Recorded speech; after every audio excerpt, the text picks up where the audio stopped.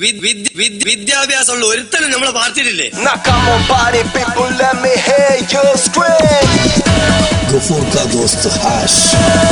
അങ്ങനെ നരേന്ദ്രമോദി പ്രധാനമന്ത്രിയാകാൻ പോവാണ്. ഗംഭീര വിജയല്ലേ പഹയൻ സ്വന്തമാക്കിയത്. ഈ നരേന്ദ്രമോദിയുടെ ഒരു കാറ്റടിച്ചപ്പോഴേക്കും കോൺഗ്രസിന്റെ അവസ്ഥ എന്ന് പറയുന്നത് കാണാതായ മലേഷ്യൻ വിമാനത്തെ പോലെയാണ്. ഇന്ത്യ മുഴുവൻ തപ്പി നോക്കിക്കഴിഞ്ഞാലും കിട്ടാത്തൊരവസ്ഥയായി. അതുകൊണ്ട് നമ്മൾ ഇന്നൊരു കഥ പറയാൻ പോവാണ്. പ്രധാനമന്ത്രി കസേരയിൽ കയറി ഇരിക്കാൻ വേണ്ടിയിട്ട് നിക്കറിട്ട് നടന്ന ഒരു ചെറിയ പയ്യനുണ്ടായിരുന്നല്ല, രാഹുൽ ഗാന്ധി. ഈ രാഹുൽ ഗാന്ധിയും അതുപോലെ തന്നെ സോണിയാ ഗാന്ധിയും തെരഞ്ഞെടുപ്പിൽ തോറ്റ ഒരു കോൺഗ്രസ് സ്ഥാനാർത്ഥിയെ കാണാൻ പോയി. സോണിയാ ഗാന്ധിയെയും രാഹുൽ ഗാന്ധിയെയും ഒന്നിച്ചു കണ്ടു കഴിഞ്ഞപ്പോ ഈ സ്ഥാനാർത്ഥി പറഞ്ഞത് എന്താണെന്നറിയോ? ചത്തോന്നറിയാൻ വന്നാണല്ലടാ, ചത്തില്ല.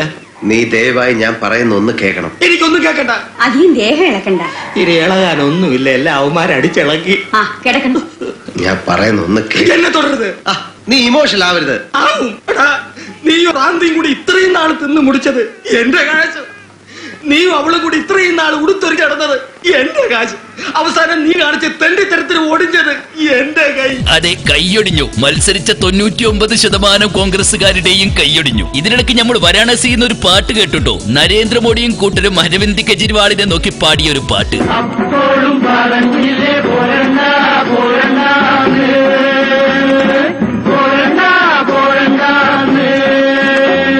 അവസാനം അരവിന്ദ് കെജ്രിവാളിന്റെ ആപ്പും ആപ്പിലായി. പിന്നെ ഇടതുപക്ഷം, അതിന്റെ കാര്യം പറയുമ്പോൾ നമ്മൾ CPM കാര്യം പറയണല്ലോ. ഇനിയിപ്പോ communist marxist party of Malayalees എന്നാക്കേണ്ട അവസ്ഥയിലേക്ക് എത്തിയിട്ടുണ്ട്. CPM ദേശീയ പദവി നഷ്ടപ്പെടാൻ പോയില്ലേന്ന്. പിന്നെ വേറൊരു കാര്യം കേട്ടാ, എല്ലാ പ്രാവശ്യവും തെരഞ്ഞെടുപ്പിൽ തോറ്റു കഴിഞ്ഞാൽ CPMകാർക്ക് പറയാനൊരു കാരണമുണ്ട്.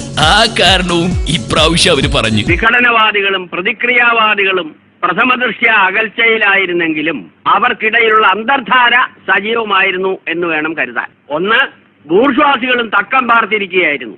അങ്ങനെയാണ് തെരഞ്ഞെടുപ്പ് നമുക്ക് പ്രതികൂലമായി ഭവിച്ചത്. അതാണ് പ്രശ്നം. നമ്മൾ ഇത്രയൊക്കെ പറഞ്ഞ സ്ഥിതിക്ക് ഒരു കാര്യം കൂടി പറയാനുണ്ടാ. ഇപ്രാവശ്യം കേരളത്തിൽ താമര വിരിഞ്ഞിട്ടുണ്ട്. നിങ്ങൾ ആരും കണ്ടിട്ടില്ലേ?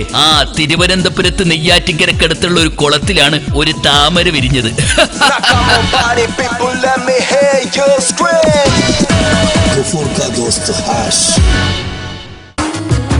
You are listening to